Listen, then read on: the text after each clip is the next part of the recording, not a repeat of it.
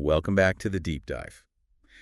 So, if you're a grade 8 scientist, maybe, especially if you're tackling experimental design this week, perhaps getting ready for Mr. Martin's latest Criterion B challenge, then yeah, you'll want to listen up. Definitely. Today we're diving deep into, well, probably the most critical part of the scientific process. Crafting an investigation plan that's, basically flawless. Mm-hmm. And it's not just about writing down steps. Yeah. It's really the difference between just doing a lab and doing actual proper science. That's exactly it. We've looked at your source material, the requirements, rubric examples, all that, and kind of boiled it down into the ultimate action plan. Aye. Think of this deep dive as giving you the cheat code, maybe, Yeah. for creating that detailed, solid recipe for your investigation. A recipe, I like that. Yeah. So our mission today is to unpack those key ingredients and the exact requirements you need to help move you confidently towards that top achievement level. Okay, let's unpack it then. Starting right at the foundation, the ingredients, which in science we call variables. Right. Variables. These are basically the factors in any experiment that can be changed or measured or kept completely the same. Sounds simple, maybe? It does, but But getting these right, identifying and managing them correctly, that's kind of the secret sauce for a level 7 or 8 plan, isn't it? it really is. And what's interesting is that, every single FAIR test fundamentally is built on just 3 types of variables. Let's maybe use a classic example, like investigating how different amounts of sunlight affect plant growth. Perfect. Lay out the 3 types for us using that plant example. Okay, so first up, you've got the independent variable. We often call it the IV. Right. This is the one thing, and it really should be just one thing that you, the scientist, deliberately decide to change. You control this one. Exactly. In our plant scenario, the IV is the amount of sunlight the plant gets. So you might test full sun, partial sun, and say shade. You manipulate this one. Okay, so the IV is the cause, like the trigger for the whole experiment. So then the dependent variable, the DV, that must be the result. Precisely. The DV is the thing you measure. It's the data you collect, the outcome that, well, depends on the change you made to the IV. Hence, dependent. Yep. For the plant, the DV would be the growth you measure, maybe its height in centimeters, measured, let's say, every week. Okay, IV and DV. Now, the tricky part, I think, the one that often separates a basic plan from a really expert one, the controlled variables, CVs. Ah, yes, the CV. These are basically everything else that could potentially influence your plant's growth, right? But you have to keep them identical, the same across all your tests. Identical. And this is where I suspect students often make their first big mistake, like they only list maybe 2 or 3 vague things. That is probably the single biggest error we see. It's just not enough to list amount of water or type of soil. The sources are really clear. You need to identify at least 3 or 4 important factors. And, crucially, explain how you're going to actively control them. Okay, hold on. Why is being that specific so important? Why can't I just say use the same soil and, move on? If I'm changing the sunlight, why does it matter if one plant maybe got a tiny bit more water? Because if the plant that's getting the full sunlight also happens to get, say, twice as much water as the one in the shade, well, you've just introduced a flaw, a big one, an experimental error. Right. You then don't know if the extra growth you measured was actually because of the sunlight, your IV, or if it was because of the extra water, which should have been a controlled variable. So you can't be sure what caused the effect. Exactly. You have to be able to verify, to be certain that only the IV caused the change in the GV. That's like the definition of a FAIR test. Okay, so the key to showing, you really get it, showing mastery, is describing the how of the control. Let's stick with that water example. How do I actually write that detail into my plan? So you move from being vague to being operational, specific. You wouldn't just write, give the same water, no. You need to specify the tool, the volume, show the rigor. Give me an example. You'd write something like, I will ensure each plant receives exactly 50 milliliters of distilled water. See, specific type of water measured precisely using a 100 milliliter measuring cylinder. There's your tool, administered every 2 days at 9 a.m. There's your frequency and timing.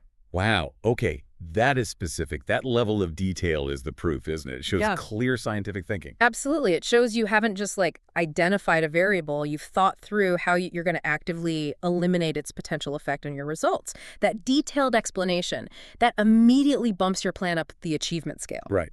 So variables sorted, 4, DV, and detailed CVs. Now we move from the building blocks, the ingredients, to the prediction phase. The hypothesis. Mm-hmm. If variables are the ingredients, then the hypothesis is where we kind of decide the flavor, what outcome we expect based on the science we already know. Exactly. And it's often defined in the sources as an educated prediction. That educated part is critical. It can't just be a wild guess. Not just a random shot in the dark. No.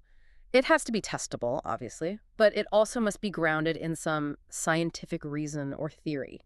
If you're working with plants, your theory is probably photosynthesis. If it's gravity, maybe Newtonian physics. And this leads us straight to that structure that always seems to work best for grade A science, the classic if-then-because Yeah.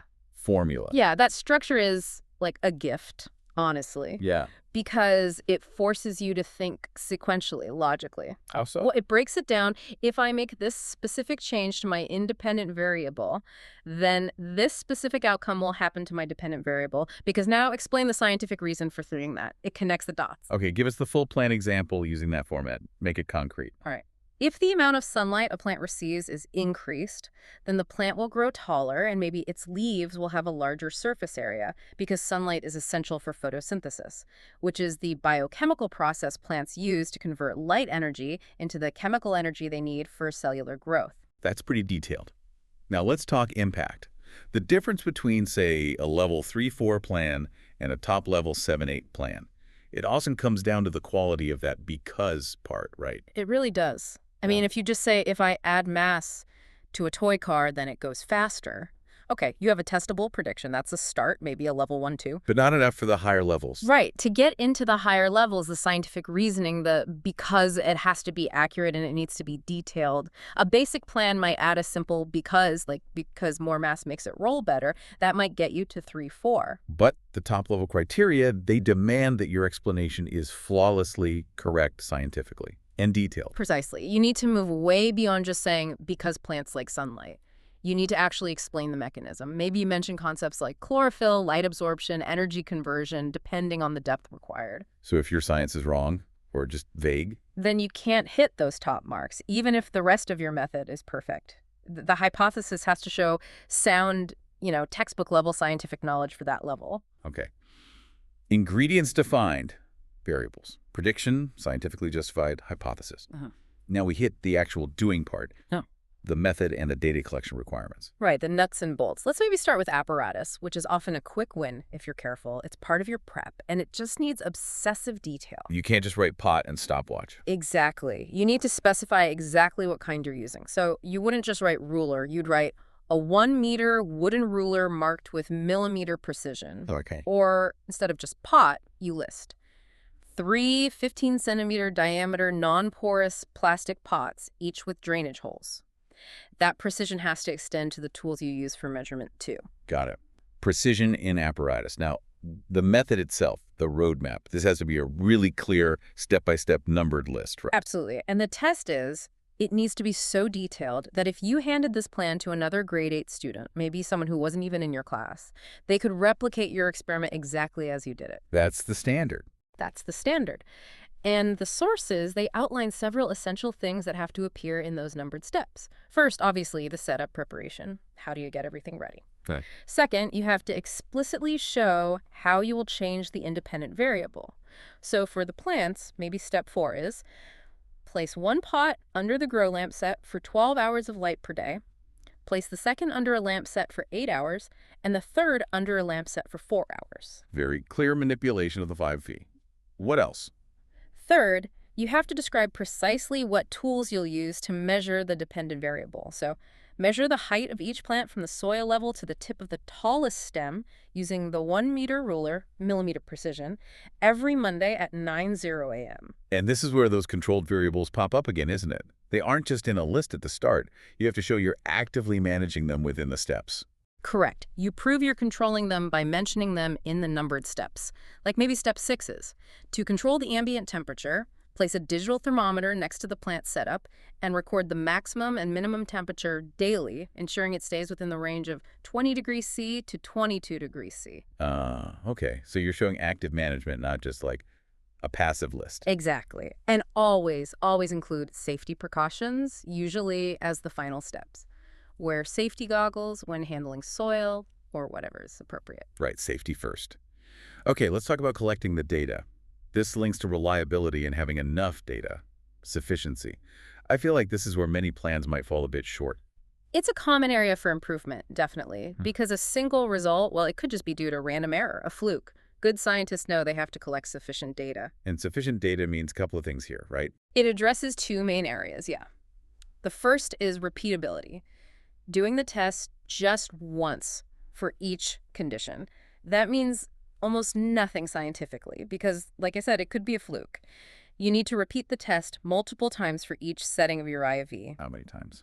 Well, at least 3 trials is generally the accepted baseline in school science. It lets you calculate an average, and it helps you spot any weird results, outliers. Okay, 3 trials per condition. What's the second part of sufficient data? The second area is the range of the independent variables. So if you're testing how adding mass affects a toy car's speed down a ramp, you can't just test, say, 10 grams and 20 grams. Why is that not enough? 2 points seem like a start. It's a start, but 2 data points can't really establish a relationship or a trend. I mean, you can always draw a straight line between any 2 points, but you have no idea if the actual relationship is a curve or something else entirely. Ah, I see. You need more points to see the pattern.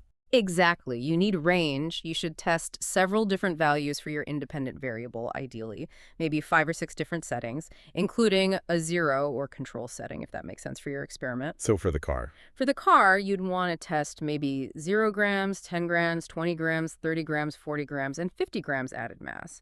That range lets you plot a meaningful graph that really shows the relationship between mass and speed.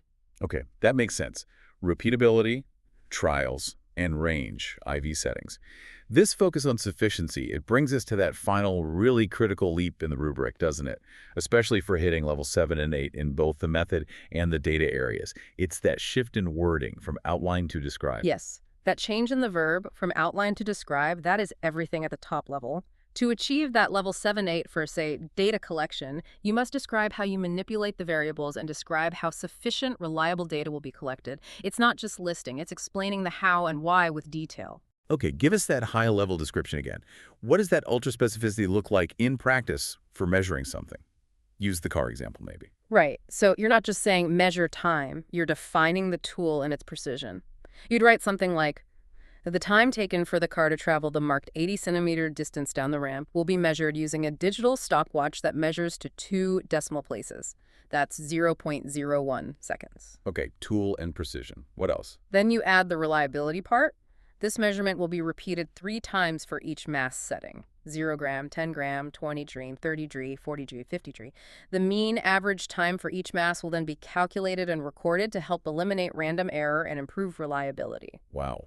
Okay, so that level of detail, it tells the assessor not just what you're doing, but how carefully you're doing it, and critically why you're doing it that way, like to eliminate random error. That's the description needed for the top level? That's the description. And then finally, for the method itself, the absolute difference maker between a very good plan, say a level 5-6, and a truly top-tier level 7-8 plan.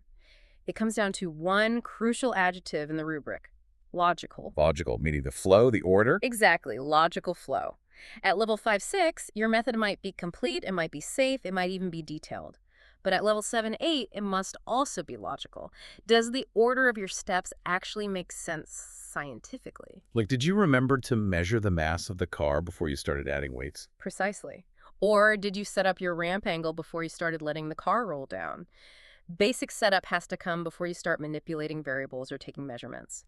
Measurement of the IV usually comes before measuring the DV. The steps have to flow in a sensible scientific sequence. Okay, that makes total sense. Oh. So wrapping this up then for you, the grade 8 scientists listening, we've basically covered the 4 pillars of really great experimental design for Criterion B. First, defining your variables, the IV, the DV, and especially those highly detailed controlled variables explaining how you'll control them. Yep. Second, structuring your hypothesis using if, then, because. But making sure that because has sound, detailed scientific reasoning behind it. Crucial. Third, listing your apparatus with real specificity, down to the size and type. Don't forget that. And finally, creating a method that is logical, super detailed, repeatable, and guarantees you'll collect sufficient reliable data through multiple trials and a good range for your IV. That's the checklist. And maybe your final check, your own personal litmus test for success, is this. Think about that recipe idea again. Is your plan, your method, So detailed that another scientist, maybe someone on the other side of the world who doesn't know you, could follow it using the exact same tools and steps you described and get results that could verify your findings. If the answer is yes. Then you've probably created a globally credible scientific plan. You've nailed it. And here's maybe a final thought for you to take away. Building on that idea of repeatability and, global science.